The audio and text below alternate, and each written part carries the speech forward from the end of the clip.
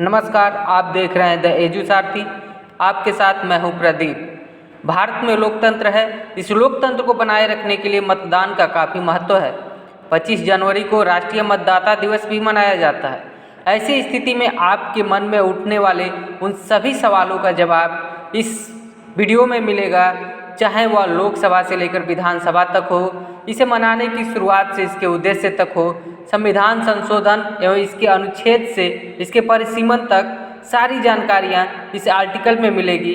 तो आइए जानते हैं वो सब कुछ जो एक मतदाता के रूप में आपको जानना जरूरी है। पॉइंट्स नंबर 1, राष्ट्रीय मतदाता दिवस का ध्येय है कि कोई भी मतदाता मतदान करने में पीछे न रह जाए।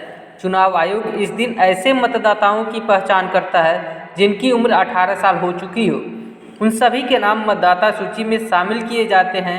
2021 में मतदाता दिवस की थीम सभी मतदाता सशक्त, सतर्क, सुरक्षित और जागरूक बने। पॉइंट्स नंबर 2, वर्ष 2011 से इसे मनाने की शुरुआत हुई थी। उस समय केंद्र में यूपीए 2 की सरकार थी।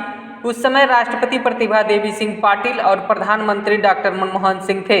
इस साल चुनाव आयोग की स्थापना को 61 साल हो चुके थे।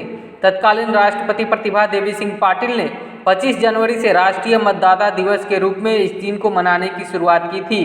25 जनवरी 2021 का दिन 11वीं बार राष्ट्रीय मतदाता दिवस के रूप में मनाया जाएगा। पॉइंट नंबर 3, 2011 के बाद से हर साल 25 जनवरी के दिन को मतदाता के दिवस के रूप में मनाया जाता है।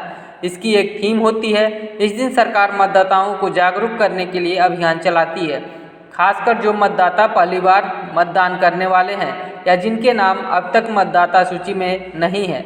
इस दिन नेशनल अवार्ड से चुनाव प्रक्रिया में उत्कृष्ट प्रदर्शन करने वाले लोगों को सम्मानित भी किया जाता है। पॉइंट्स नंबर 4, जो भारत का नागरिक है और जिसकी उम्र 18 साल या उससे ज़्यादा है, बिना किसी भेदभाव या सिटीजनशिप एक्ट के तहत इन लोगों को वोटिंग का अधिकार दिया जाता है। जिन एनआरआई के पास इंडियन पासपोर्ट होता है उन्हें भी वोट देने का अधिकार होता है। पॉइंट नंबर 5, भारतीय चुनाव आयोग की स्थापना 25 जनवरी 1950 को हुई थी। यह संस्था संविधान के अनुच्छेद 324 के अंतर्गत काम करती है। इसमें 3 सदस्य प्रमुख होते हैं। पहला होता है मुख्य चुनाव आयुक्त और 2 अन्य आयुक्त होते हैं। इन्हें राष्ट्रपति की तरफ से नियुक्त किया जाता है। सभी का कार्यकाल 6 साल या 65 वर्ष की उम्र जो भी पहले हो। यह एक संवैधानिक संस्था है। देश में होने वाले सभी चुनावों को आयोजित करने की जिम्मेदारी चुनाव आयोग की ही होती है। पॉइंट नंबर 6, इसमें लोकसभा, राज्यसभा, विधानसभा, विधान परिषद, राष्ट्रपति और उपराष्ट्रपति के चुनाव शामिल होते हैं।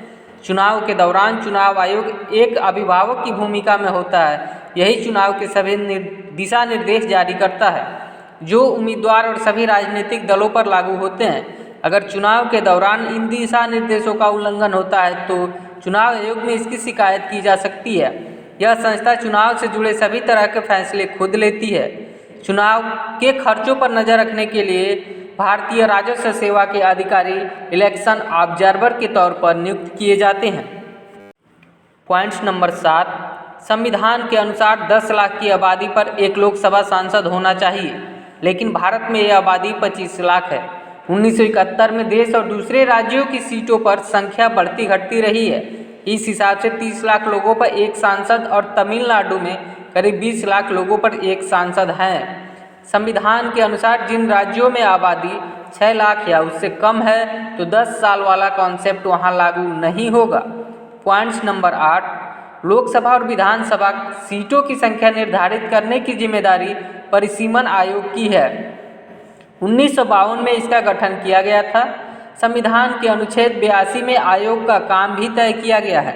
इसके तहत हर 10 साल में जनगणना के आधार पर किसी भी क्षेत्र का परिसीमन तय किया जाता है। इमरजेंसी के समय संविधान में 42वां संशोधन किया गया था। इसमें 1971 की जनगणना के आधार पर विधानसभा और लोकसभा की सीट संख्या को स्थिर कर दिया गया था। 2001 में संविधान में 84वां संशोधन किया गया था। इसके तहत 2026 में जनगणना करने के बाद इसके आंकड़े के आधार पर लोकसभा के परिसीमन की बात कही गई है। पॉइंट्स नंबर 9, राज्यों की विधानसभा के लिए जुलाई 2002 में परिसीमन आयोग का गठन किया गया था। दिसंबर 2007 में परिसीमन आयोग ने अपनी सिफारिश केंद्र सरकार को सौंप दी थी। 2008 में सिफारिशें मंजूर कर ली गई, तब जाकर कई राज्यों का परिसीमन किया गया। पॉइंट्स नंबर 10, राष्ट्रपति रामनाथ कोविंद द्वारा मतदाता दिवस के मौके पर निर्वाचन आयोग के वेब रेडियो हेलो वोटर्स का शुभारंभ किया गया। EPIC मतदाता फोटो पहचान पत्र का डिजिटल प्रारूप है, जिसे मतदाता हेल्पलाइन ऐप और वेबसाइट के माध्यम से देखा जा सकता है। आज इसकी भी शुरुआत की गई। इस वीडियो को ज़्यादा से ज़्यादा शेयर करें तथा इस चैनल को सब्सक्राइब कर घंटी दबाएं।